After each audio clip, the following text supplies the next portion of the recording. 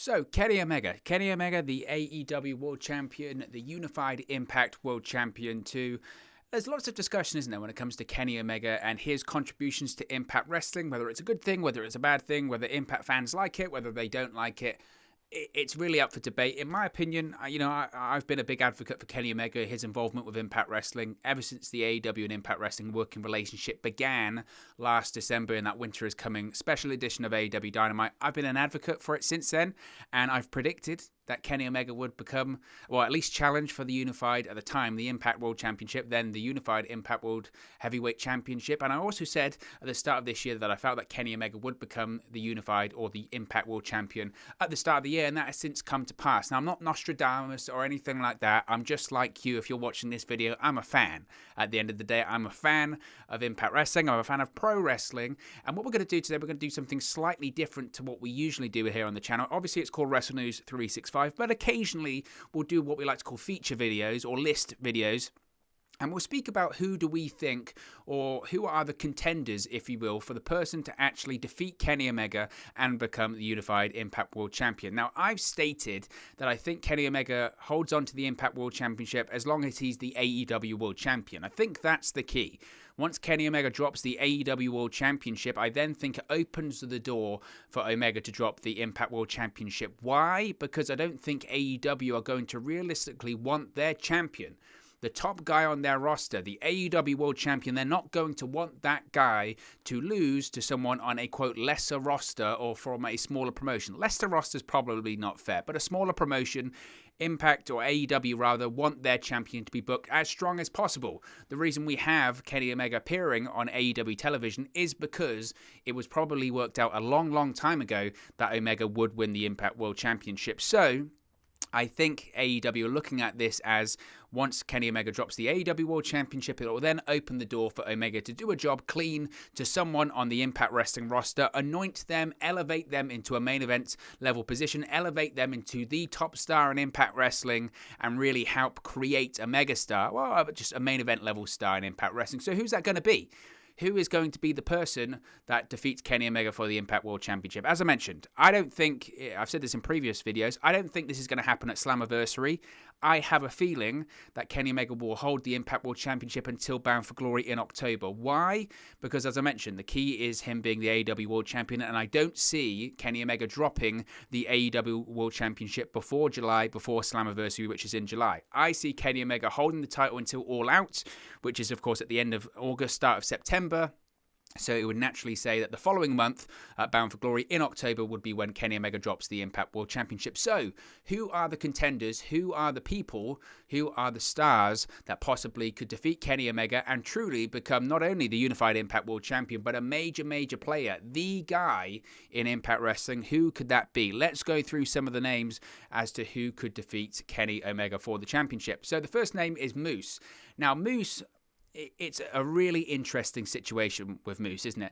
Because you would think if there wasn't the contractual situation with Moose right now, he would be, for me, the number one person, the person in the pole position to defeat Kenny Omega, to dethrone Kenny Omega. I think if you look at the roster right now of Impact Wrestling, and I've said this for a while, so I don't necessarily think with the names that have come in or the names that are possibly going to come in, keep an eye on that, but the names that are possibly going to come in, I think Impact's biggest problem is you look at that roster and you say, okay, of all the people that are signed to Impact Wrestling, not including the AEW talent or anything like that, but all the names that are signed to Impact Wrestling, who's the top person on that roster? Who's the person that Impact Wrestling officials, Don Callis, Scott D'Amore, Ed Nordholm, the people at Anthem, who's the person that they can look at and say, that's the guy. That's our top star. In the same vein that at the moment Roman Reigns is the guy in WWE, in the same vein that maybe Kenny Omega can be seen as the guy in AEW, even though that's probably up for debate. I think Moxley and Jericho are up there for AEW, but you could say at the moment Kenny Omega. Who's the guy for Impact Wrestling? And it's not that cut and dry. It's not that cut and dry for Impact Wrestling, and I think that's been arguably one of their biggest issues over the course of the last 12 months is who's the top person? Who's the top person on that roster?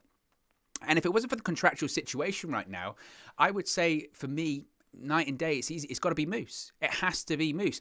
And this might seem a bit of a revelation from myself, because it's not that I've not been the biggest Moose fan. I've always respected his work, certainly respected his background from coming over from the NFL and transitioning into a pro wrestler.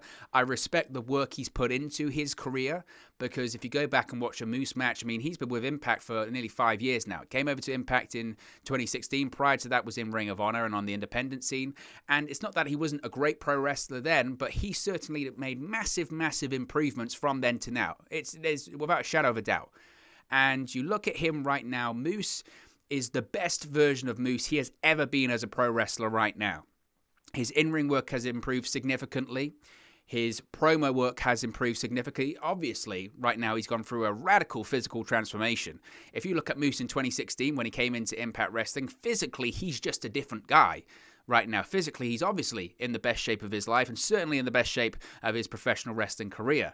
And the real eye-opening experience for me as a fan was January at the Hard to Kill pay-per-view when Moose replaced Alex Shelley in that main event, which actually he shared a ring with Kenny Omega, of course.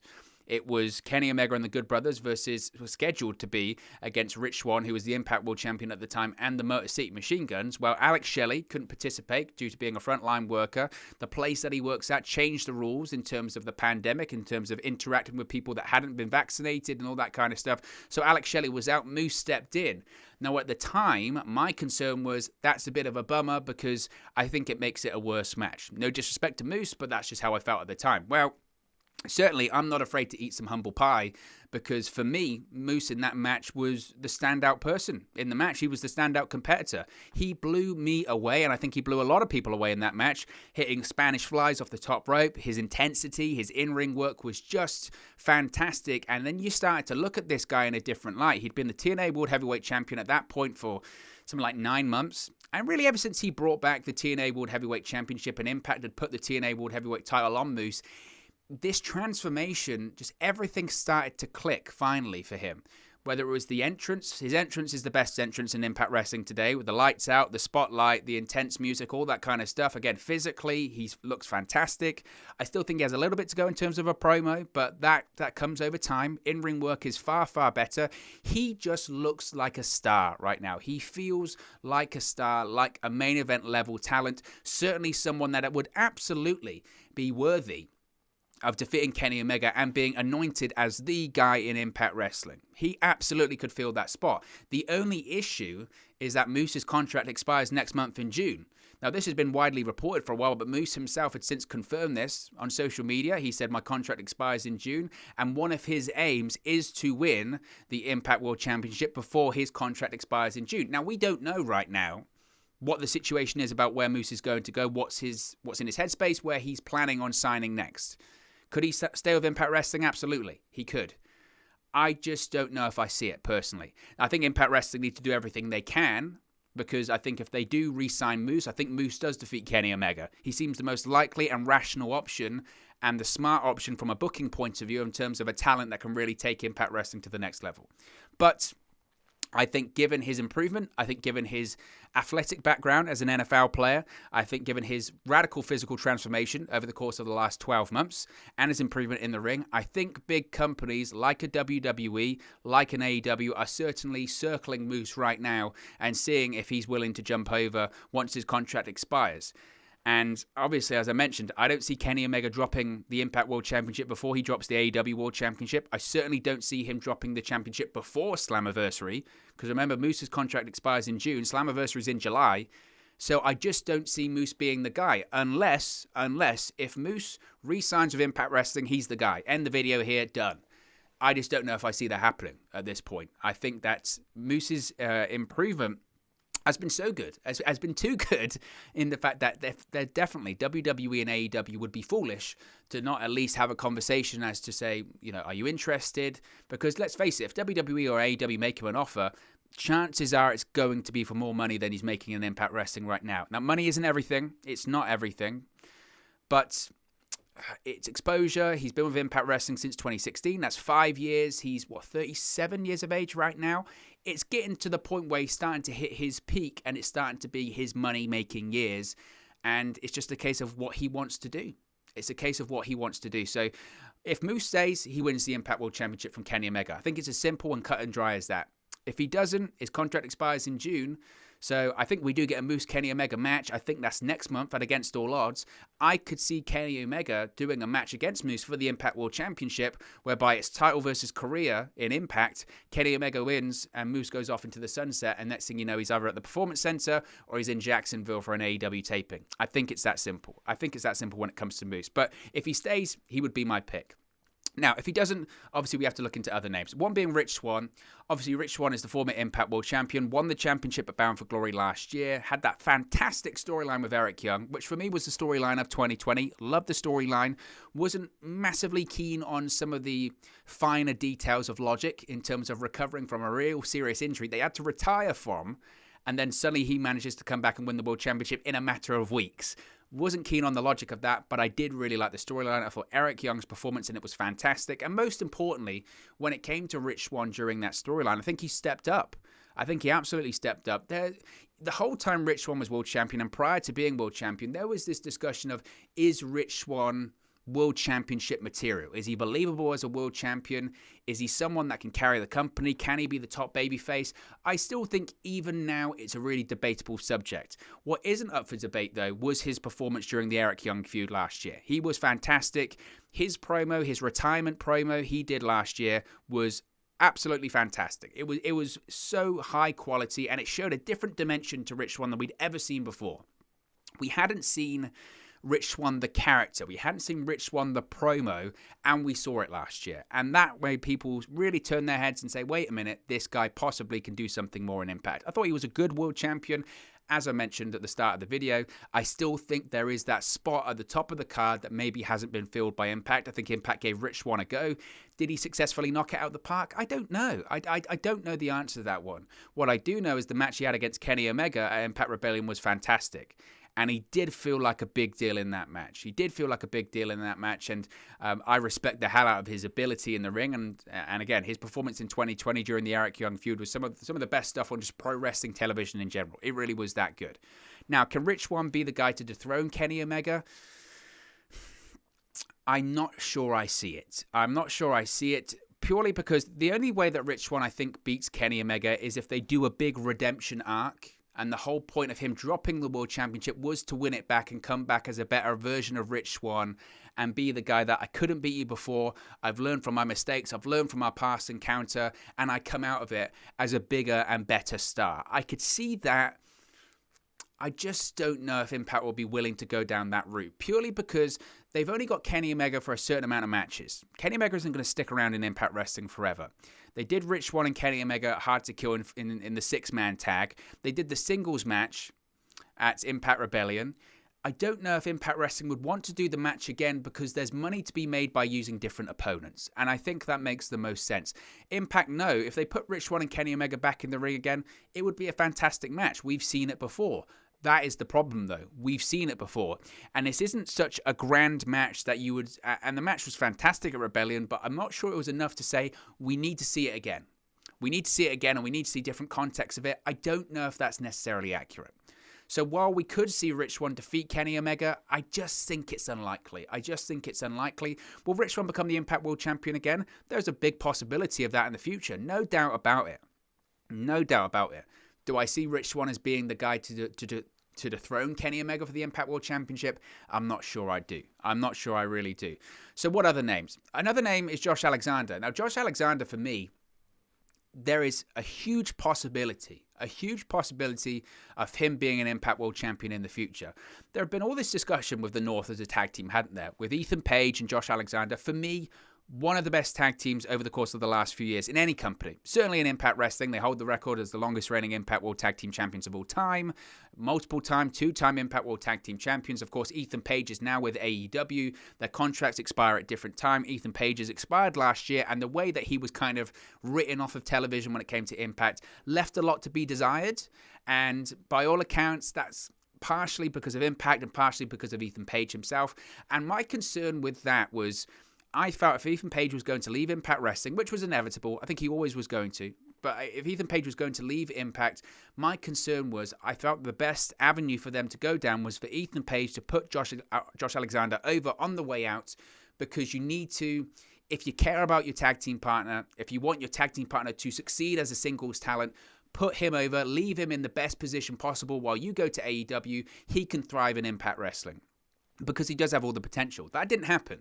In the end, they just did a bit of a soft split, and I was a bit concerned as to what was going to happen with Josh Alexander, and I'm really glad to see the way it's played out for him in Impact so far.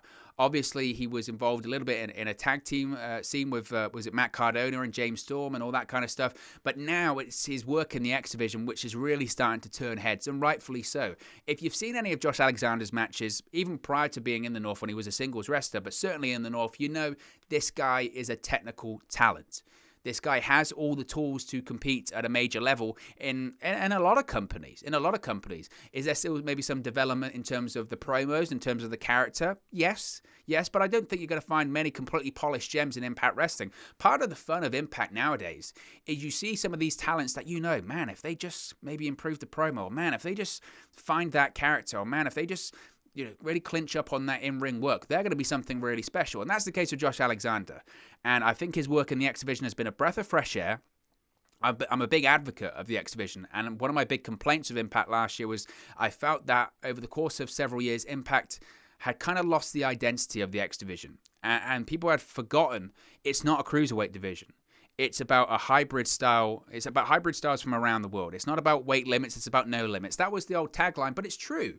It's not about weight limits. It's about all these kind of different styles and just having the best in-ring matches. That's what the X Division was when you had AJ Styles, Samoa Joe, Christopher Daniels, Amazing Red. The list goes on and on and on and on of all these great X Division champions over the year. And that's why I like Josh Alexander as an X Division champion, because he represents that it's not a cruiserweight division. It's about talent. It's about in-ring work and great talent. So I think he's a perfect fit for the X Division champion, and I think already he's thriving. Now, why could he be the one to dethrone Kenny Omega? Well, obviously you've got option C, and option C is the option that you can cash in, for a better word. You can cash in your X Division championship, and that can lead to a world championship opportunity. They could do that.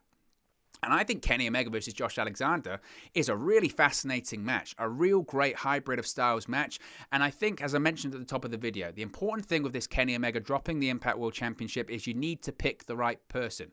It can't just be a guy that maybe is slightly established in Impact. It needs to be a guy that you go, right, this is the guy now. This is the guy that's got a lot of time on his contract, and he's going to be sticking around for Impact for a while. We can't invest all of this time in this massive opportunity, this massive championship victory, this massive moment on pay-per-view, whenever it is. We can't afford to give this to someone that's going to be gone in 3 months. Now, Josh Alexander, his contract runs to the end of the year. So you could say, well, Owen, doesn't that contradict what you just said? Yes and no, because Josh Alexander has said that whilst people expect him to leave Impact when his contract expires because they expect him to go where Ethan Page is at the moment, AEW, reform the North, Josh Alexander has said, well, that's not cut and dry. If I like it in Impact, I'm the X Division champion right now. And think about it. If Impact Wrestling say, you're going to be the guy to defeat Kenny Omega, you're going to be the guy that's an Impact World Champion, firmly establishing you as a singles talent, why would he leave? Why would he leave and go back into a tag team? I know it's a very strong tag team in Ethan Page, but he might see, actually, you know what? The grass is a bit greener for me in Impact Wrestling. I'm a world champion. I'm the main event. I'm being featured in these big storylines. I beat Kenny Omega. Why would I go to AEW? Yes, I could have more money, but am I going to be as featured as I am right now? Possibly not. So I think Josh Alexander's a talent that Impact are very, very high on. And I think if they look at him as possibly someone that can be a world champion, someone that is committed to Impact, and they might say, you know what, this might just be the guy to defeat Kenny Omega. So I think that one's a possibility. Is it the most likely one? Maybe not. Now, another name is Chris Bay. Now, Chris Bay, I'm a big fan of. I'm a big fan of Chris Bay ever since he debuted in Impact last year. I was a huge fan of him as the X Division champion. I was a big fan of him to see that he got his opportunity against Rich Swann at Final Resolution at the end of last year for the Impact World Championship. Obviously, was unsuccessful, but this guy has a ton of talent. Now, I mentioned when it comes to Josh Alexander about a guy that is going to be committed to Impact Wrestling for the foreseeable future. It goes the same with Chris Bay. I mentioned he signed with Impact Wrestling, was it January, February of 2020? So he's got plenty of time on a contract. There is certainly exponential growth ready for Chris Bay. There's no doubt about that. And I think that we're seeing this constant growth and constant development of a guy that his potential to me does seem quite limitless. It does seem quite limitless. I think you look at this guy and people can question maybe his promo ability, and maybe that's a fair criticism, maybe. But I think once you've seen him in the backstage vignettes, whether that's with Rohit Raju when he was feuding with TJP, Manic, whatever you want to call him, I think there's definitely a character development there. And obviously, without question, his work in the ring is second to none. And my biggest frustration when it came to Chris Bay is that his X Division Championship reign was so short. I would have preferred that it was a longer X Division Championship reign because I think he's that talented. And I wanted to see the character fleshed out a bit more. Now, he's done a couple of tweets on social media. His social media game is very, very strong, which I appreciate as well. But he's done a couple of tweets on social media where he's spoken about wanting to face Kenny Omega. Obviously, he's going to be part of the #1 contenders match at Under Siege. And again, when it comes to Impact, if they really want to make this Kenny Omega title loss mean something, and that's the important thing is, like I said, the name that beats Kenny Omega is really important. Not only because obviously they're beating Kenny Omega, but this is a big opportunity for Impact Wrestling. This is a big opportunity for Impact to get a talent that maybe is here and say, right, we are literally strapping the rocket to you and sending you to the moon. And we are making you our guy. We're making you the person that we're going to build Impact Wrestling around for the next couple of years. And for me, that's why it's really important that maybe they don't do it for a star that is ready to go maybe right now. Maybe it's important that they look at a star and say they just need a little bit of something, then they can be a major star. Maybe it's worth doing it with a star that's got a ton of potential, like a Chris Bay. Maybe it's a star that they look at him and go, well, he's going to stick around for a while. He's very young, and he's got all of this room to develop and grow. If we do this right, we make a star. If you have Chris Bay beat Kenny Omega for the Impact World Championship, like that, you make a main eventer. You make a star. And Impact Wrestling doesn't have the opportunity to do that all the time. And I think that's important that they recognize that. So if I'm drawing up a list of people that I say, right, who could be the guy to take the title off of Kenny Omega? And yes, we could maybe go for more established stars. Yes, we could maybe go for people that people expect. Or we can take a name like a Chris Bay and say, this guy's got a ton of potential. We've put him in a main event match of a pay-per-view before, like Final Resolution. We've put him in there with someone like Rich Swann. We've given him title opportunity before. He passed that test, in my opinion. Maybe it's someone like a Chris Bay that Impact Wrestling make their own stars. And Chris Bay certainly would be on my list. Do I think it's likely? I don't know if it's necessarily likely as a Josh Alexander or a Moose, but if I was in charge there, which I'm not, by the way, but if I was in charge there, I'd be saying, why not? Why not Chris Bay? Certainly would have headlines and certainly would have people talking. Now, another name is Ace Austin. Now, the former X Division champion, I'm a big fan of. And I know I've probably said that for everyone on this list, but Ace Austin, for me,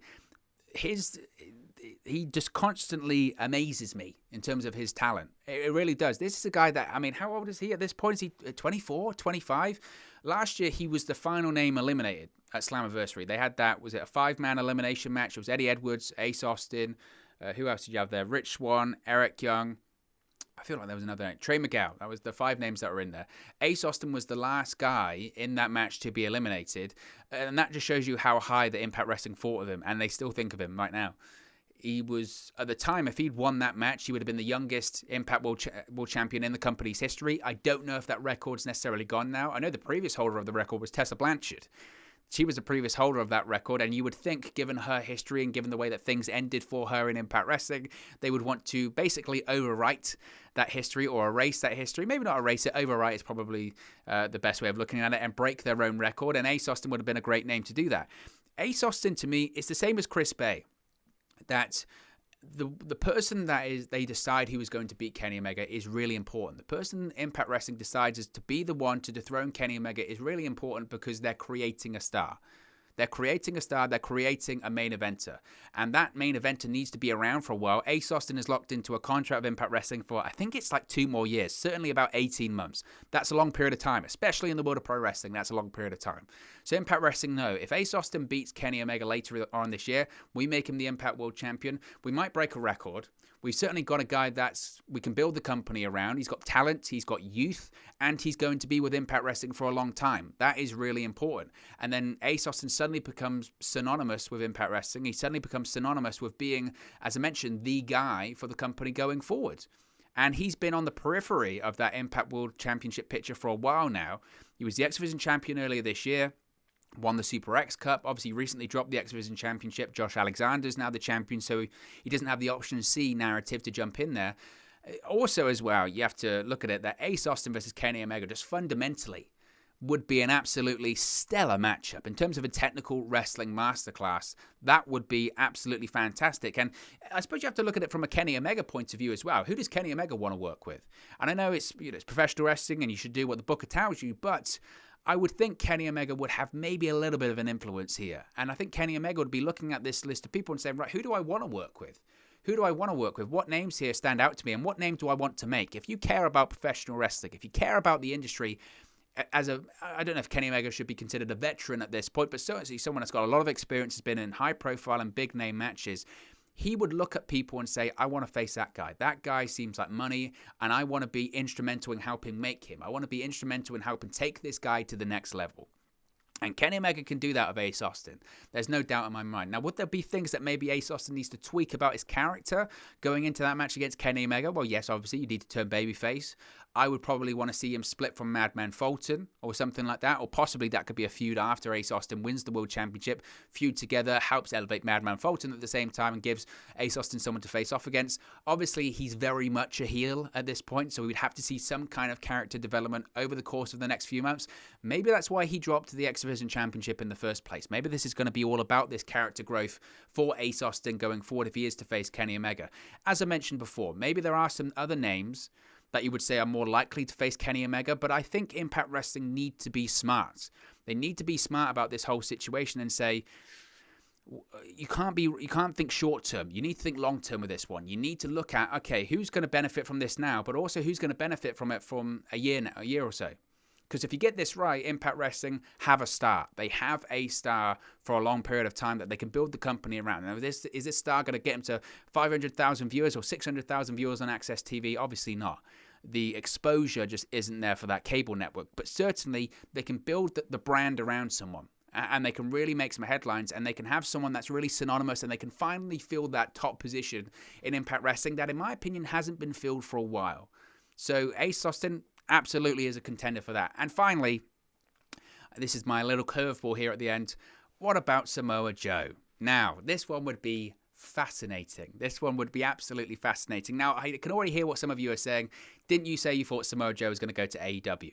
Yes, I do think Samoa Joe is going to go to AEW. I think if you line up all of his options, obviously, any company in the world would want to have Samoa Joe on their roster. Whether it's AEW, whether it's Impact Wrestling, whether it's Ring of Honor, whether it's New Japan Pro Wrestling, whether it's whoever, everyone would want Samoa Joe. Apparently not WWE, but everyone would want Samoa Joe because he is just that good, even at this later stage in his career. We're not even dealing with a prime Samoa Joe. We're dealing with a Samoa Joe that is, not in his prime, but still one of the best wrestlers on the planet today. Has name recognition. Most importantly, when it comes to Impact, he has such a rich history with the company. He has won everything in Impact Wrestling, whether it's the World Championship, X Division Championship, Tag Team Championship. He has won everything. So obviously, he's got a ton of history of Impact. He was there for like 10 years or something like that. So it would make a lot of sense that he came back, maybe at a Slammiversary or something like that, made a statement and defeated Kenny Omega. I mentioned that I think that Kenny Omega would drop the Impact World Championship after he drops the AEW World Championship. To me, Samoa Joe maybe is the only guy that I don't think that rule applies for. So, obviously, there are going to be people showing up at Slammiversary. There's going to be at least one person, part of that WWE released 10 superstars that were released by WWE in April. There's going to be at least one person showing up at Slammiversary. They moved the date, or they announced the date of Slammiversary purposely so it falls after the 90-day non-compete clause so they can have people show up at that event. So, we're going to have some people show up. And I mentioned before that I felt that Kenny Omega needed to lose the AEW World Championship before he lost the Impact World Championship. I think Samoa Joe is the one exception to where that doesn't count.